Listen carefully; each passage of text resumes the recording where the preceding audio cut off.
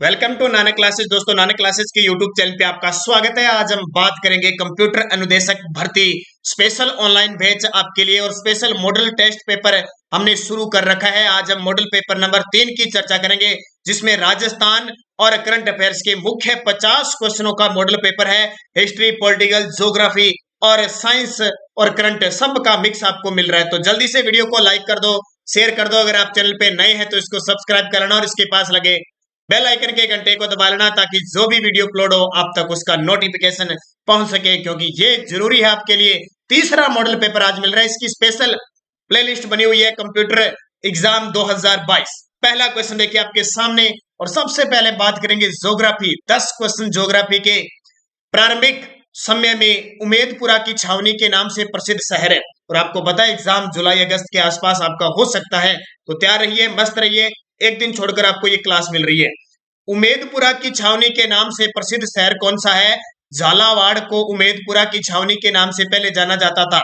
झालावाड़ के अंदर दुर्ग है, गागरोन का दुर्ग, जिसे पहले मुस्तफाबाद के नाम से जाना जाता था, ये भी याद रखना। और झालावाड़ राजस्थान का ऐसा शहर है जो त्रिकोणाकार बसा हुआ है। किस प्रकार का? त्रिकोणाकार बसा हुआ है, ये याद रखना, इंपॉर्टेंट चीज। चित्तौड़गढ़ का नाम अलाउद्दीन खिलजी ने खिजराबाद रखा था 1303 में। उदयपुर का नाम अकबर ने मोमिनाबाद रखा था, ये याद रखना। और भरतपुर, डीग भरतपुर तो चर्चा में है, जल महलों की नगरी। दूसरा क्वेश्चन आपके सामने, निम्न में से किस स्थान पर अरावली पर्वतमाला 70 डिग्री का विस्तृत कोण बनाती है? निम्न में से किस स्थान पर अरावली पर्वतमाला 70 डिग्री का कोण बनाती है? सुना होगा आपने, 70 डिग्री का कोण बनाती है विराट। और विराट कहां पे है? जयपुर के अंदर। विराट की पहाड़ी जयपुर के अंदर है, जहां से कौन सी नदी निकलती है? बाण गंगा निकलती है। कौन सी? बाण गंगा गंगा नदी निकलती है विराट से। और जिसको हम रुंठित नदी, ताला नदी, अर्जुन की गंगा कहते हैं, जो यमुना नदी में अपना जल जाती है। कई बार यमुना नदी में जाता नहीं है, इसलिए इसको रुंठित नदी कहा जाता है। कौन सी नदी? बाण गंगा नदी। जिसपे कौन सी सभ्यता है? विराट सभ्यता है, जहां से मौर्य व बौद्ध धर्म के अवशेष मिले हैं। बालाथल सभ्यता उदयपुर में है। खोदरीबा अलवर के अंदर है। और रायसीना पहाड़ी है अंतिम, जहां राष्ट्रपति भवन बना है। अंतिम छोर है अरावली पर्वतमाला, जिसकी टोटल लंबाई 692 किलोमीटर है। अगला क्वेश्चन देखिए, अरावली पर्वतमाला 692 किलोमीटर है और कहां से निकलती है? लक्षद्वीप से निकलती है। अरब सागर की खाड़ी को इसका जनक कहते हैं, अरब सागर की खाड़ी को इसका पिता कहते हैं। और राजस्थान में लगभग 550 किलोमीटर है, लगभग 80% है टोटल। और 70 डिग्री का कोण बनाता है। एक क्वेश्चन और आता है कि 70 डिग्री पूर्वी दिशांतर राजस्थान के किस जिले से होकर गुजरती है? तो उत्तर लगभग आता है जैसलमेर, क्योंकि जैसलमेर क्षेत्रफल की दृष्टि से सबसे बड़ा जिला है। फिर देखिए, मरुस्थल का द्वार किस शहर को कहते हैं? मरुस्थल राजस्थान के 12 जिलों में लगभग 61.11% भाग पर मरुस्थल, थार का मरुस्थल फैला हुआ है। और मरुस्थल का द्वार किस शहर को कहा जाता है?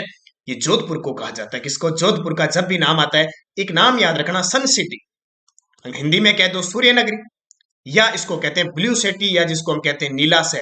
ये क्वेश्चन बार बार रिपीट होते हैं। बहुत सारे विद्यार्थियों, प्यारे विद्यार्थियों ने कमेंट किया था कि सर इस प्रकार के क्वेश्चन इतने सरल नहीं आते, तो मैं उनकी जानकारी के लिए बता दूं, क्वेश्चन इसी प्रकार के आते हैं, लेकिन गलती हमसे ये होती है कि आता हुआ क्वेश्चन हमारा गलत होता है। जो हमें नहीं आता वो तो किसी को नहीं आता, तुक्का लग जाता, लग पाता, वो किसी को नहीं आता। अगर ऐसा प्रश्न मरुस्थल का द्वार हम जैसलमेर करके आ जाएं तो कितना नुकसान होता है। इसलिए मैं एक कड़ी से कड़ी लेके चलूंगा, क्योंकि राजस्थान के अंदर कंप्यूटर अनुदेशक की भर्ती के लिए, चाहे बीटेक है, चाहे किसी भी प्रकार का कोई भी विद्यार्थी है, पीसीए है या एमटेक है, कितनी बड़े, क्योंकि बहुत सारे विद्यार्थी जीरो है अब तक राजस्थान जी के, तो मैं जीरो लेवल से लेकर चलूंगा और अंतिम क्षणों तक हर एक प्रकार के क्वेश्चन मिलेंगे। जब तक एग्जाम नहीं होता वो क्वेश्चन देख लेना, आप सोचते रह जाओ, लेकिन इसके लिए आपको निरंतर अध्ययन तो करना पड़ेगा, हर एक क्वेश्चन को देखना पड़ेगा। बस एक ही याद रखना, मैं तो हमेशा एक ही बात कहता हूँ, ऑफलाइन कोचिंग में भी यही बात कहता हूँ, आता हुआ क्वेश्चन अगर हमारा गलत हो गया तो हम गए, ये समझ लो, हमारी छुट्टी होगी। इसलिए हर प्रकार के क्वेश्चन लेके आऊंगा मैं। तो जोधपुर को कहते हैं वर्तमान में सौर ऊर्जा के मामले में, सौर ऊर्जा के मामले में पूरे राजस्थान में नंबर 1 पर है जोधपुर, जोधपुर के अंदर। तो ये इंपॉर्टेंट है, क्वेश्चन पूछा जाता है। न्यूनतम वनों की मामले में बात करें तो न्यूनतम वन जोधपुर के अंदर, सबसे कम प्रतिशत में वन जोधपुर में, ये याद रखा। राजस्थान से लगने वाले अंतरराष्ट्रीय व अंतरराज्य सहित कुल जिलों की संख्या कितनी है? राजस्थान से लगने वाले, राजस्थान के नहीं, राजस्थान से लगने वाले यानी पाकिस्तान के कितने जिले हैं? 9 जिले। पंजाब, हरियाणा, उत्तर प्रदेश, मध्य प्रदेश और गुजरात के टोटल जिलों को मिलाकर 36 जिले राजस्थान से लगते हैं। कितने? 36 जिले राजस्थान से लगते हैं। तो इसका उत्तर आ जाएगा 36। अब ये क्वेश्चन ऐसा क्वेश्चन है कि बस अगर ढंग से थोड़ा सा देख लिया ना तो ही सही होगा। ये पूछ रहे राजस्थान से लगने वाले अंतरराष्ट्रीय यानी पाकिस्तान के 9 जिले, बाकी अपने राज्यों के जितने भी जिले लगते हैं वो राजस्थान से 36 जिले लगते हैं। वो आपने पढ़ रखा होगा, ठीक है? टोटल ये याद रखना। अगला, निम्न में से कौन सा शहर रेड क्लिफ रेखा भारत पाकिस्तान अंतरराष्ट्रीय सीमा से सर्वाधिक दूर है? ये देखिए, हिंदूमल कोट से लेकर बाड़मेर तक की बाखासर गांव तक 1070 किलोमीटर हमारी रेड क्लिफ रेखा है। राजस्थान के साथ पाकिस्तान की सीमा लगती है। हिंदूमल कोट जो श्री गंगानगर है उसका जिला मुख्यालय सबसे नजदीक है, लेकिन सबसे दूर जिला मुख्यालय पूछे तो वो किसका है? बीकानेर का है। उसके अलावा सबसे ज्यादा क्षेत्रफल में सीमा बनाता है वो जैसलमेर बनाता है। तो ये क्या पूछ रहा है? सर्वाधिक दूर कौन सा है? बीकानेर है। तो याद रखना, इंपॉर्टेंट एक चीज बता देता हूं, प्रश्न में आता ही आता है। राजस्थान के गंगानगर, बीकानेर, जैसलमेर और बाड़मेर 1070 किलोमीटर की सीमा बनाते हैं, जिसमें गंगानगर 216 किलोमीटर, बीकानेर 168, जैसलमेर 464 किलोमीटर और बाड़मेर 228 किलोमीटर। उसमें सबसे ज्यादा जैसलमेर की लगती है। क्षेत्रफल में भी बड़ा जैसलमेर है और सबसे दूर जिला मुख्यालय बीकानेर का है, सबसे नजदीक श्री गंगानगर का। तो ये चीजें आपके लिए बहुत खास और इंपॉर्टेंट होती है। इस प्रकार के ही एग्जाम में आपसे क्वेश्चन पूछे जाएंगे। और पाकिस्तान के 9 जिले हैं वो किससे लगते हैं?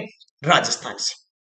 अगला, लसाड़िया का पठार किस जिले में है? लगभग पेपर में आता है। लसाड़िया का पठार किस जिले के अंदर है? तो उदयपुर के अंदर है, जयसमंद झील के पास है। ये पूर्वी क्षेत्र में है लसाड़िया का पठार। और एक जब नाम लसाड़िया का आ गया है, एक और याद रखना, लसाड़िया आंदोलन चला थे। ये लासड़िया कह दो या लसाड़िया, बस लिखने में मिस्टेक हुई है, लासड़िया या लसाड़िया। तो ऐसे चिंता मत करनी है कि जी ये लासड़िया है कि लसाड़िया है, क्योंकि राजस्थान जीके ऐसा जीके है कि ये इतना ही सोचने पर मजबूत करता है। क्यों क्या, अगर ये सोचते रहे ना तो आप कभी नौकरी नहीं लग सकते। क्यों क्या का छोड़ो, जो है अब लासड़िया आ गया, लसाड़िया आ गया, बस याद रखना उदयपुर के अंदर पठार है। और दूसरी बात रखना, लासड़िया या लसाड़िया आंदोलन का संबंध है संत मावजी थे।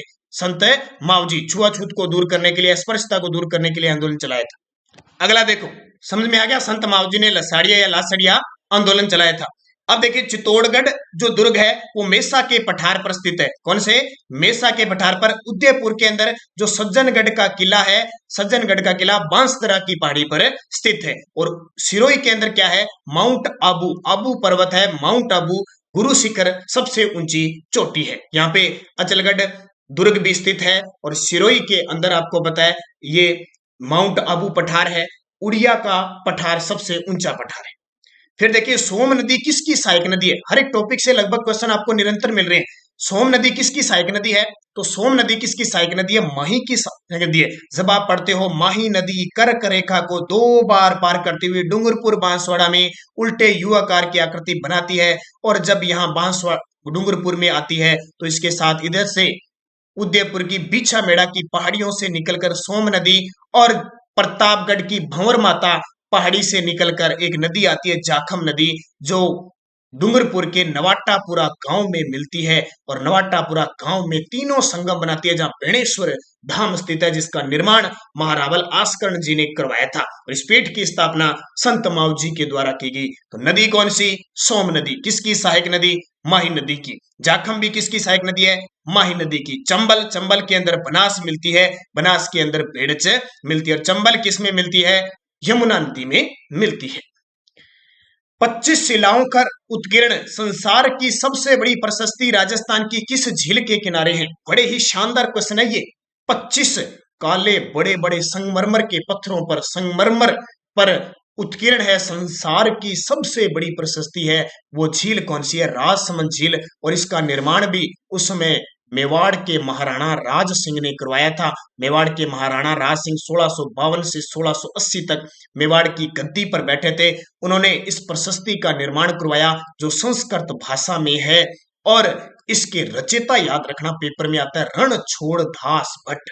रणछोड़ दास, ये थे इसकी प्रशस्ति के रचयिता। इसमें मेवाड़ का इतिहास लिखा हुआ है, हल्दी घाटी युद्ध की जो एक तो मेवाड़ मुगल संधि हुई थी वो लिखी हुई है, हल्दी घाटी की बहुत सारी जानकारी भी इसके अंदर उत्कीर्ण है। तो याद रखना, रासमंद झील में नौ चौकी की पाल के पास।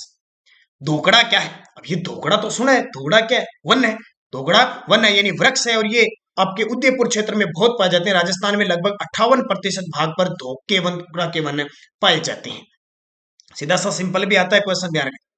गागरोनी तोते के लिए प्रसिद्ध अभयारण्य कौन सा है? गागरोनी तोता नाम सुना है? हीरामन तोता एक गागरोनी तोता, हीरामन तोता गागरोन दुर्ग से संबंधित, लेकिन गागरोनी तोते के लिए प्रसिद्ध अभयारण्य दर्रा अभयारण्य जी, बिल्कुल मुकुंदरा हिल्स जिसको आपको कहते हैं, कोटा, बारां, झालावाड़ इस क्षेत्र में फैला हुआ है, जो 2012 में राष्ट्रीय उद्यान बना था और 2013 के अंदर इसे बाघ परियोजना में शामिल किया गया था। तो ये गागरोनी तोते के लिए प्रसिद्ध है। कुंभलगढ़ कहां पे है? कुंभलगढ़ अभयारण्य है, पाली, राजसमंद और उदयपुर में फैला हुआ है, तीनों में। और हाल ही में इसको राजस्थान का 5वां टाइगर रिजर्व बनाया जा सकता है, इसके लिए मंजूरी जल्द मिलने वाली है।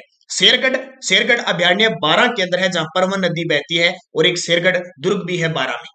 सवाई मानसिंह, ये सवाई मानसिंह वैसे तो अभयारण्य है जयपुर के अंदर, तो ये सवाई माधोपुर में भी है, ध्यान रखना।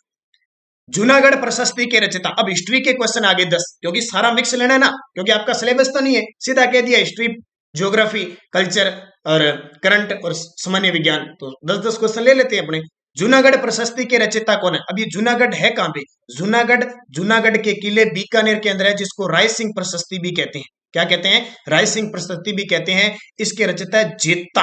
अब आप सोचोगे जेता तो वो जेता है जिसने विजय स्तंभ का शिल्पीकार था, ये जेता यानी जेता जैन मुनि, जेता जैन मुनि है, ध्यान रखना, जिन्होंने राय सिंह प्रशस्ति संस्कृत भाषा में रची थी, जूनागढ़ दुर्ग बीकानेर में, जिसे जमीन का जेवर कहते हैं। चांदोली सिक्के का संबंध किस राज्य से था? चांदोली, चांदोली सिक्के का संबंध किस राज्य से था? तो इसका सही उत्तर क्या हो जाएगा? ये चांदोली सिक्के उदयपुर में चलते थे। स्वरूपशाही सिक्के, चांदोली सिक्के ये उदयपुर के अंदर चलते थे, जबकि जयपुर के अंदर झाड़शाही सिक्के चलते थे और जोधपुर के अंदर विजयशाही सिक्के। अगला प्रश्न देखो, झाड़शाही सिक्के कौन सी रियासत से संबंधित थे? तो अब उत्तर ही आ गया कि झाड़शाही जो सिक्के थे वो कौन सी रियासत में थे? तो झाड़शाही जयपुर के अंदर। कहां पे? जयपुर के अंदर। गणेश्वर सभ्यता का संबंध किस नदी से है?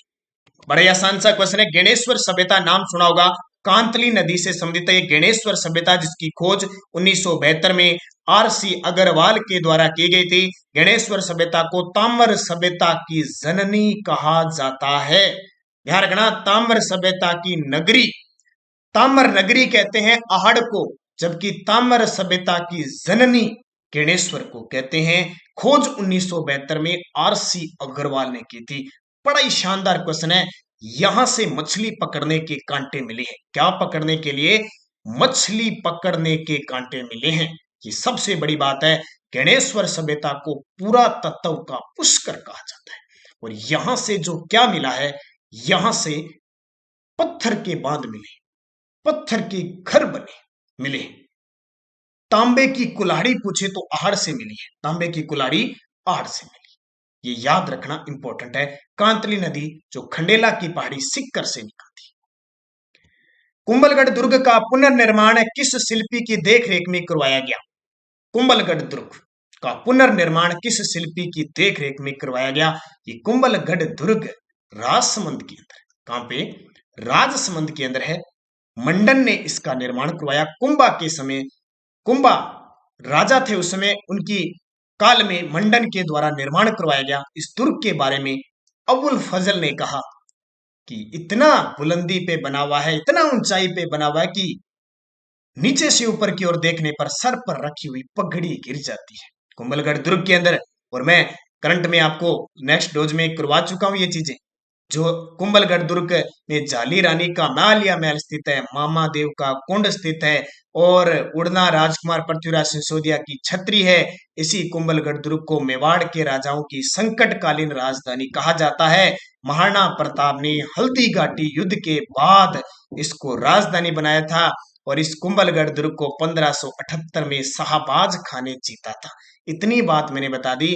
जब बनवीर उदय सिंह को मारने आ रहा था तो पन्नाधाय ने अपने पुत्र चंदन का बलिदान देकर उदय सिंह को बचाकर कीर्तबारी की सहायता से चित्तौड़गढ़ दुर्ग से निकाला और आशा देवपुरा जो चौकीदार था इस कुंभलगढ़ का वहां उसके पालन पोषण में छोड़ा। तब इतनी बात मैंने आपको बता दी। इस कुंभलगढ़ दुर्ग जो कौन सी पहाड़ी पे है, जरगा की पहाड़ी पर स्थित है। इसके अंदर एक दुर्ग है, कटारगढ़ दुर्ग है। इसी कटारगढ़ के अंदर कुंभा की 1568 में उद्दा ने हत्या कर दी थी, उसका पुत्र था। इसी कटारगढ़ के अंदर एक महल है, बादल महल। कौन सा महल? बादल महल है। और बादल महल की जूनी कचहरी में एक और अंदर छोटा सा कमरा बना हुआ है। जूनी कचहरी में तारीख आती है वो 9 मई 1540 ज्येष्ठ शुक्ल त्रिजा वार रविवार को महाराणा प्रताप का जन्म होता है जयवंता बाई की कोख से। बड़ा ही शानदार मोहर्रम क्वेश्चन आपके लिए। तो कुंभलगढ़ की मैंने सारी बातें आपको बता दी। अगला, उड़ना राजकुमार के नाम से प्रसिद्ध पृथ्वीराज सिसोदिया की छतरी कहां स्थित है? तो उत्तर आ गया ना, कुंभलगढ़ दुर्ग के अंदर पृथ्वीराज सिसोदिया की छतरी। ये पृथ्वीराज सिसोदिया कौन है? ये पृथ्वीराज सिसोदिया राणा सांगा का भाई था। उत्तराधिकारी संघर्ष में ये बाद में इसकी मृत्यु हो जाती है। इसने अपनी पत्नी तारा के नाम पर ही इस दुर्ग का नाम क्या रखा था? अजय मेरू दुर्ग का नाम तारागढ़ रखा था। तो ये याद रखना इंपॉर्टेंट है। अच्छा, मेहरानगढ़ दुर्ग कौन सी पहाड़ी पे? चिड़िया टुक पहाड़ी पे है। जूनागढ़ का किला जमीन का घेवर राती घाटी कहा जाता है, त्रिभुजाकार है। और रणथंबोर दुर्ग याद रखना, पंडित हीराचंद ओझा ने इसकी आकृति अंडाकार बताई है। कैसी? अंडाकार बताई है। और अबुल फजल ने इस दुर्ग को बख्तरबंद कहा। इतनी बातें आपको याद रखनी। पहले मैं थोड़ा स्पीड से बोल रहा था, अब थोड़ा धीरे हो गया क्योंकि कई विद्यार्थी कह रहे थे कि सर आप बहुत ज्यादा स्पीड से बोल रहे। अब आराम से बोले।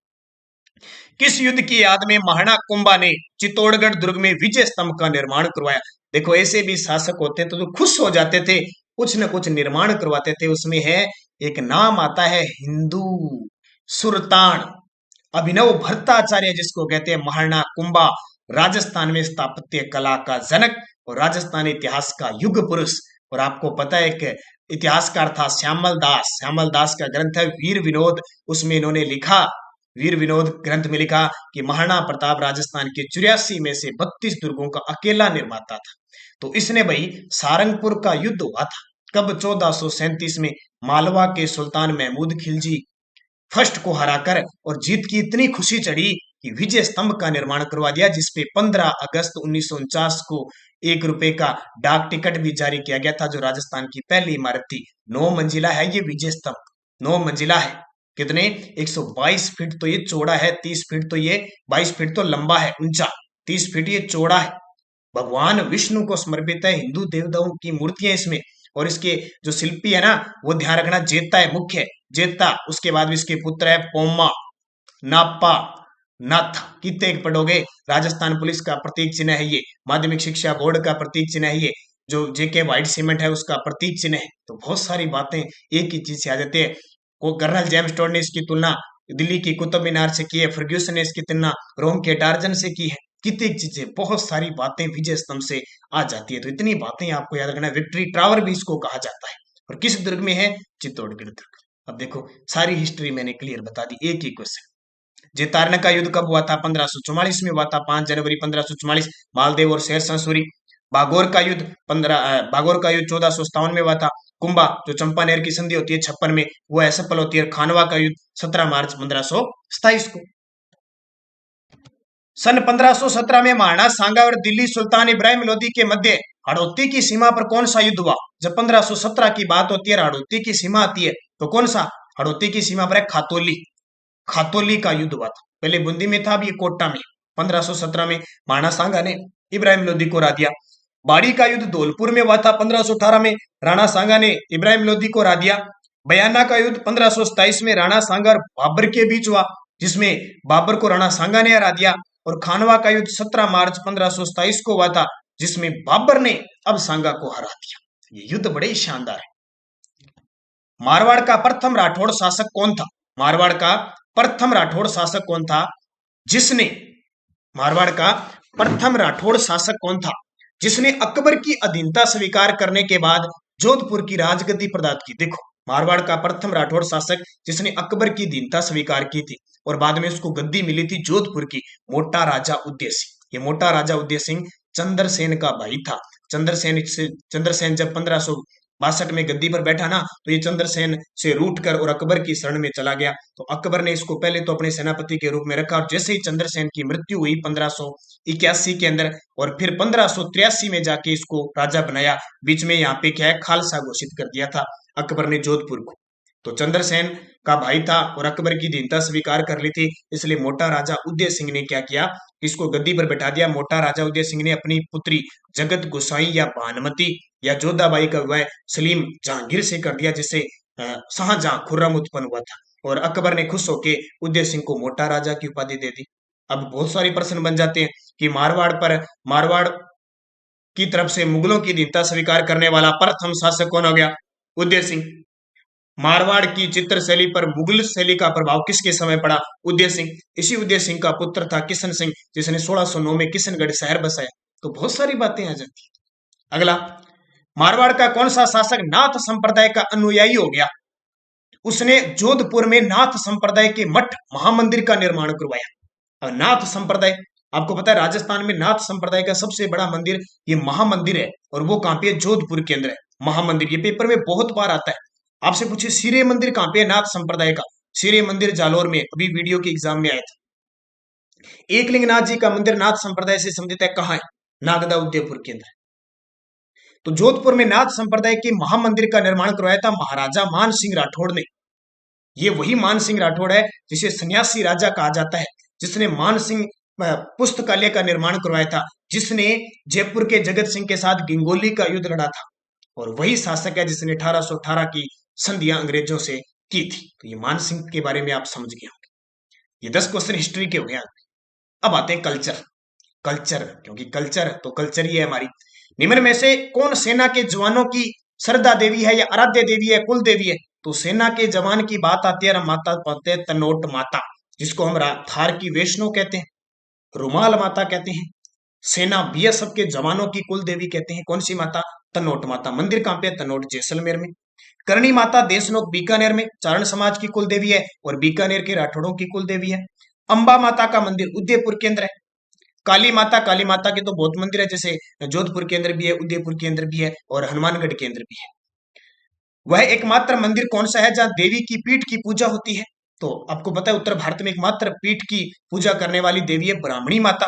सोरसेन 12 में यहाँ गधों का मेला भी लगता है, ठीक है, गधों का अभी माघ अमावस्या को लगेगा, ब्राह्मणी माता का मेला लगता है, पीठ का ही श्रृंगार किया जाता है और पीठ की पूजा की जाती है, ये ब्राह्मणी माता सोरसेन 12 के अंदर। और ऑप्शन देख लो, त्रिपुरा सुंदरी माता का मंदिर, ये तिलवाड़ा बांसवाड़ा केंद्र है, ये तलवाड़ा बांसवाड़ा केंद्र है। इसको हम कहते हैं कि जब भी वसुंधरा राजे जब चुनावों की शुरुआत करती है, अपने चुनाव प्रचार की, तो इस माता के जाके सबसे पहले दर्शन करती है, तो इसलिए पूर्व मुख्यमंत्री वसुंधरा राजे की देवी आ गई है, ठीक है। इस प्रकार क्वेश्चन बन जाता है। छींच के अंदर ये मंदिर बना हुआ है। करणी माता का मंदिर, एक इच्छापूर्ण करणी माता का मंदिर उदयपुर के अंदर है, जहां रोपवे संचालित है, और एक करणी माता का मंदिर देशनोक बीकानेर में है।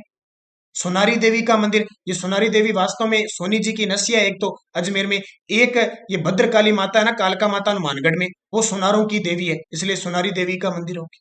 तो ये चीज आपके लिए इंपॉर्टेंट। फिर देखो, निम्बारक संप्रदाय की पीठ कहां स्थित है, ये क्वेश्चन बहुत इंपॉर्टेंट है। संप्रदाय से तो कोई पेपर ऐसा नहीं है कि जहां से क्वेश्चन है।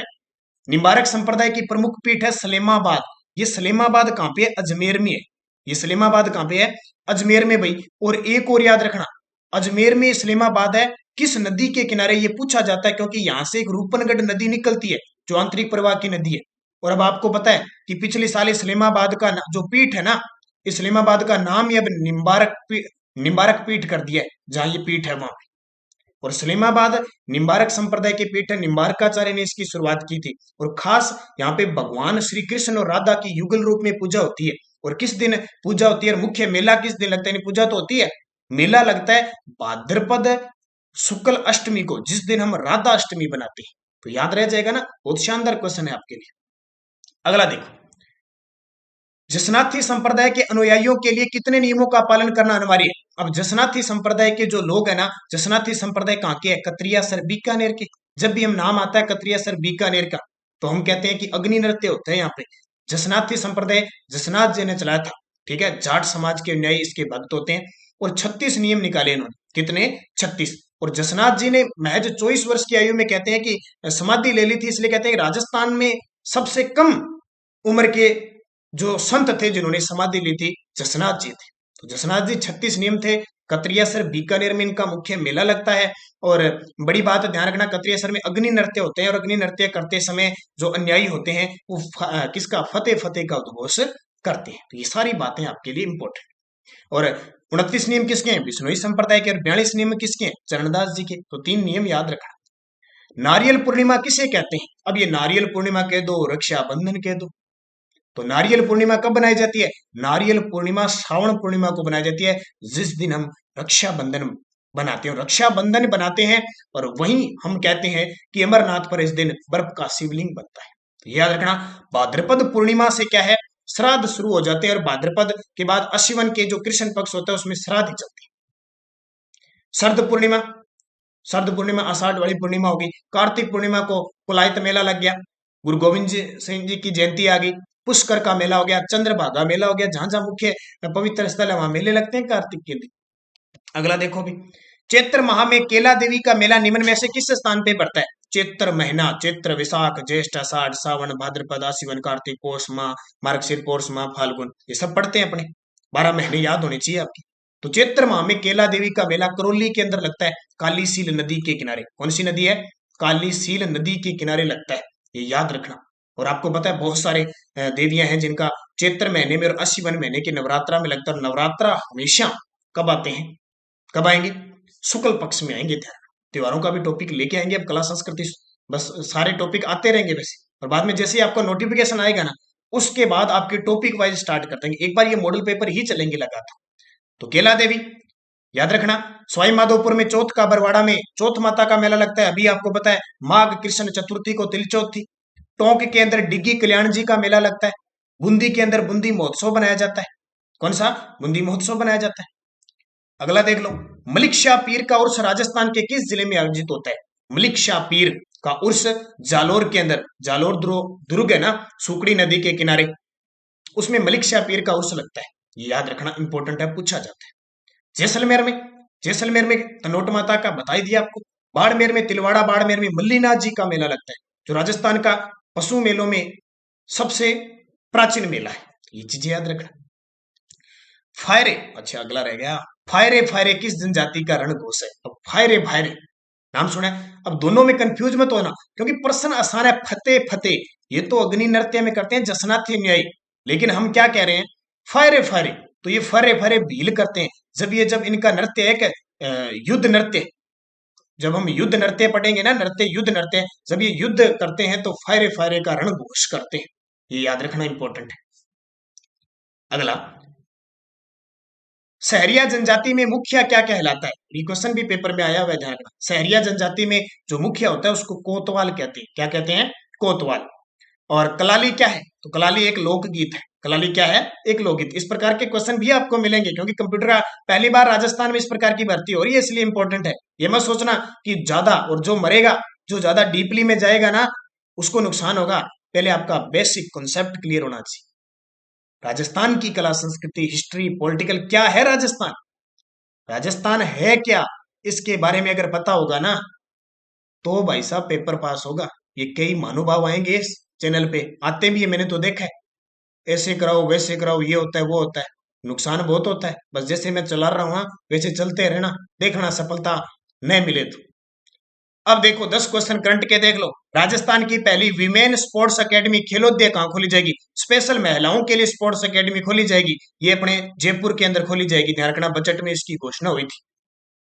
हाल ही में जल शक्ति मंत्रालय ने राजस्थान के किन दुर्गों को स्वच्छ आइकॉनिक स्थानों में शामिल किया है? देखो चर्चा में आगे ना, जल शक्ति मंत्रालय हमारे देश का, जिसके मंत्री हैं गजेंद्र सिंह शेखावत, हमारे राजस्थान के जोधपुर से सांसद है। किन दुर्गों को स्वच्छ आइकॉनिक स्थानों में शामिल किया गया है? 2 दुर्ग है। एक तो सोनारगढ़ का दुर्ग कहां पे है? जैसलमेर में। एक कुंभलगढ़ दुर्ग कहां पे है? राजसमंद में। इन दोनों को किया है। राजस्थान एसडीजी इंडेक्स 2.0 में राजस्थान का कौन सा जिला प्रथम स्थान पर है? अब क्या बोला है ये एसडीजी? तो याद रखना, पूरा नाम है इसका सतत विकास लक्ष्य यानी सस्टेनेबल डेवलपमेंट गोल। इसकी शुरुआत 2015 से हुई थी। ठीक है, इसका टारगेट है 2030 तक टोटल 17 लक्ष्य लिए गए। उनको लक्ष्यों को लेकर जैसे साक्षरता है, साक्षरता बढ़ाना, स्वास्थ्य पर ध्यान रखना, गरीबी हटाना, बेरोजगारी, बहुत सारे है, मतलब हर एक चीज में स्वच्छ पानी उपलब्ध करवाना, हर चीज विश्व के अंदर। तो इसमें राज्यों में, देश में, विश्व में अलग अलग इंडेक्स जारी कर रहे हैं। तो अभी राजस्थान के अंदर 2.0 जारी हुआ है। तो उसमें जो टॉप पे रहा है वो कोटा रहा है। 1.0 जारी हुआ था ना, उसमें झुंझुनू टॉप पे रहा था। झुंझुनू वाला तो इतनी बार प्रश्न आ चुका है, अब ये कोटा वाला आ जाएगा, तो इसको अच्छे तरीके से पढ़ लेना। वीडियो कॉन्फ्रेंसिंग ऐप के लिए राजस्थान के किस युवा को इसरो द्वारा पुरस्कार दिया गया? बहुत बड़ी बात है, आजकल का जमाना डिजिटल जमाना आ गया। डिजिटल जमाना आ गया है। इस कोरोना काल ने तो बिल्कुल इस पे निर्भर कर दिया है, और सबसे ज्यादा जितने भी उद्घाटन, शिलान्यास, कोई काम होते हैं ना, कोई सम्मेलन होते हैं, तो वर्चुअल हो जाते हैं वीडियो कॉन्फ्रेंसिंग के जरिए। तो सबसे ज्यादा वीडियो कॉन्फ्रेंसिंग ऐप बन रहे हैं। तो इसमें हमारे राजस्थान के रमेश चौधरी ने बड़ा काम किया है। इसलिए इसरो, जो हमारी राजस्थान की स्पेस एजेंसी है सीप्रो, इसरो, जिसका मुख्यालय बेंगलुरु के अंदर है, 1969 में इसकी स्थापना हुई थी। और सोमनाथ जी अभी नए इसके अध्यक्ष बने। इन्होंने रमेश चौधरी को सम्मानित किया था। किसने? वैसे पहले कौन थे उन्होंने सम्मानित किया था? तो याद रखना, अशोक मेनारिया को 27वां मथुरा दास माथुर अवार्ड मिला है क्रिकेट जगत में। हरि प्रसाद शर्मा, जो आपका ये एग्जाम करवाएगी ना कंप्यूटर वाला, देखो कौन करवाएगी, अधीनस्थ बोर्ड अगर करवाएगी तो हरि प्रसाद शर्मा उसके। इमरान खान अलवर जिले के, इन्हें एप गुरु कहा जाता है। राजस्थान में इतने सारे एप बना के सरकार को दिए। निम्न में से राजस्थान के किस व्यक्ति को रेमन मैक्स से पुरस्कार नहीं मिला? भला क्या है ये रेमन मैक्स से पुरस्कार? तो ध्यान रखना, इसको एशिया का नोबल कहते हैं। और ये मनीला नाम सुना होगा, फिलीपींस की राजधानी, वहां से दिया जाता है। फिलीपींस के जो प्रधानमंत्री थे उनकी याद में दिया जाता है। तो आज तक राजस्थान के 3 व्यक्तियों को ये रेमन मैग्सेसे पुरस्कार मिला है।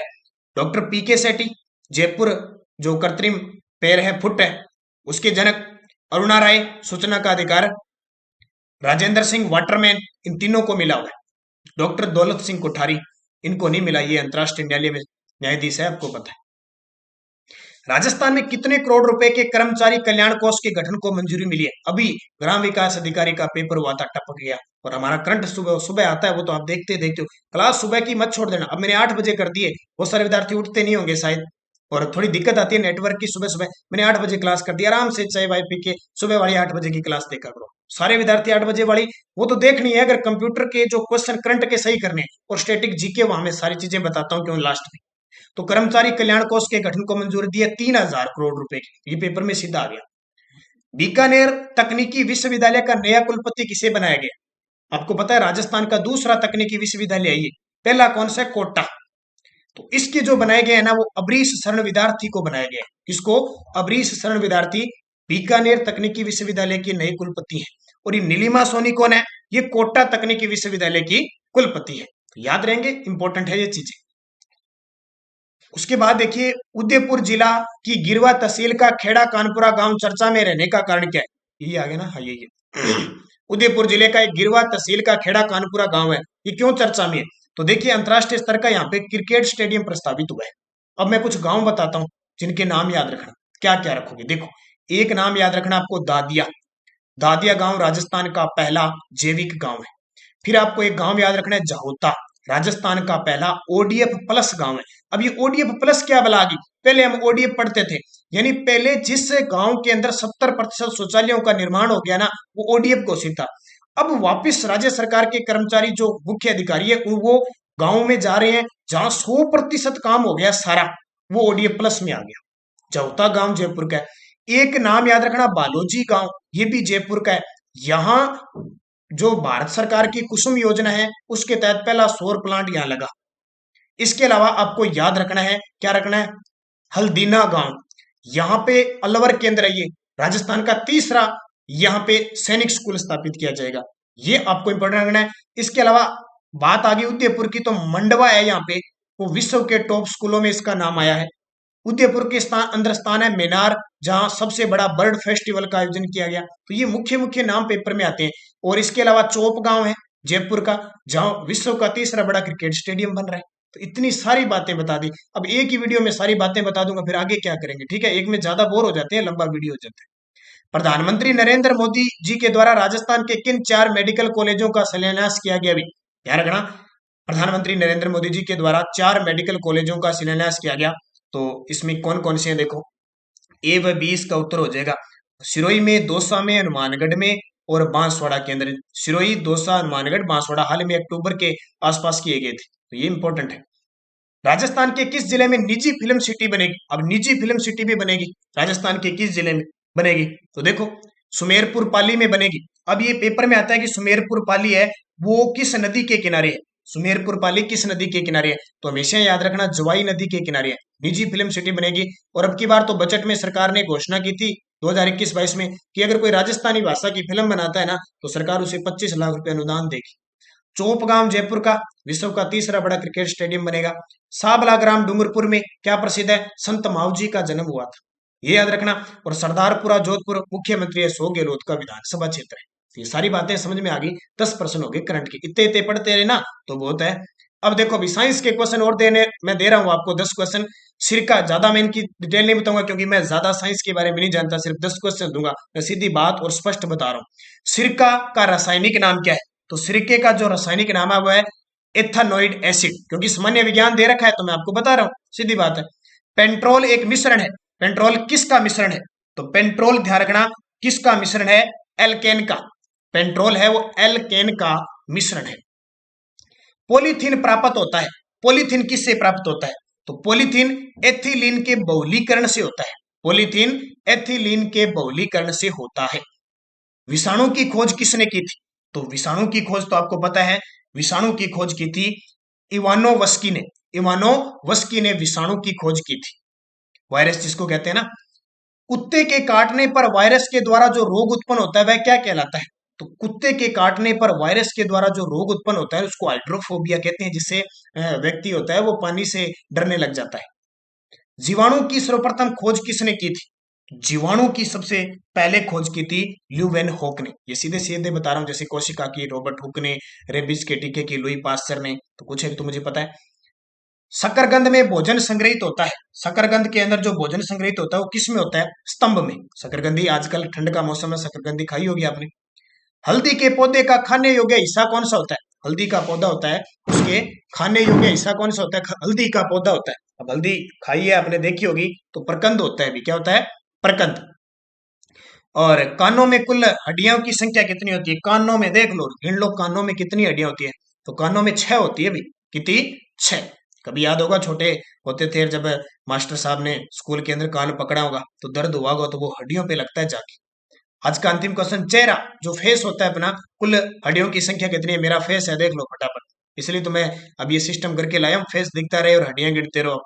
चेहरे फेस में कुल कितनी हड्डियां होती है भाई? 14 होती है। कितनी? 14। ये 50 क्वेश्चन आपके टोटल। 50 क्वेश्चन का मॉडल पेपर हर दूसरे दिन मिल रहा है आपको। 2-3 बीच में दिक्कत आ गई थी। और अब एक और बता देता हूं, आप 2020 और 2021 का तो आपको करंट पढ़ना ही पढ़ना है। 22 का भी पढ़ना है, लेकिन 2020-21 का राजस्थान करंट अफेयर्स आपको पढ़ना है। इसकी हमारी पीडीएफ उपलब्ध है। अगर आप कोई पीडीएफ खरीदना चाहते हो तो 8094496272। वर्तमान में तो इसका सिर्फ प्राइस 50 रुपए रख रहा हूं मैं। 50 रुपए अगर कोई विद्यार्थी लेना चाहता है, इसी नंबर पे व्हाट्सएप पे आपको ये पीडीएफ मिल जाएगी। इसी नंबर पे फोन पे की, गूगल पे की, पेटीएम की व्यवस्था है। अगर कोई विद्यार्थी कंप्यूटर के लिए ये 2020-21 की करंट लेना चाहता है, इसमें खेल, पुरस्कार, मंत्री, जितने भी मुख्य राजस्थान के है ना, पूरा डिटेल से दिया हुआ है। आप प्रिंट निकाल सकते हो, इसका स्पेशल है, प्रिंट निकाल सकते हो। तो ये खरीद लेना, क्योंकि 20-21 की तो पढ़नी पड़ेगी। आजकल वो बात नहीं है कि मैं 21-21 की पढ़ लूं या 22 की पढ़ लूंगा तो मैं पेपर पास हो जाएगा, कभी नहीं होगा। 20, 21 और 22 जब तक पेपर नहीं होता तब तक सारी पढ़नी पड़ेगी, मेहनत तो करनी पड़ेगी। 10,000 सीटें आती है, एक सीट आपको चाहिए, उसके लिए आपको पढ़ना पड़ेगा, निरंतर पढ़ना पड़ेगा, पूरी कोशिश करनी पड़ेगी, हार नहीं मानिए। क्योंकि पहली बार भर्ती आई है, पहली बार बड़ा मौका है, और जो तैयारी करेगा वो सारे लग जाएंगे, ये 100% श्योर है। जो नहीं पढ़ेगा उसका कुछ नहीं बनेगा, पढ़ना आपको पड़ेगा। तो ये मॉडल पेपर आपके साथ बने निरंतर। वीडियो को लाइक और शेयर कर देना। धन्यवाद। जय हिंद, जय भारत।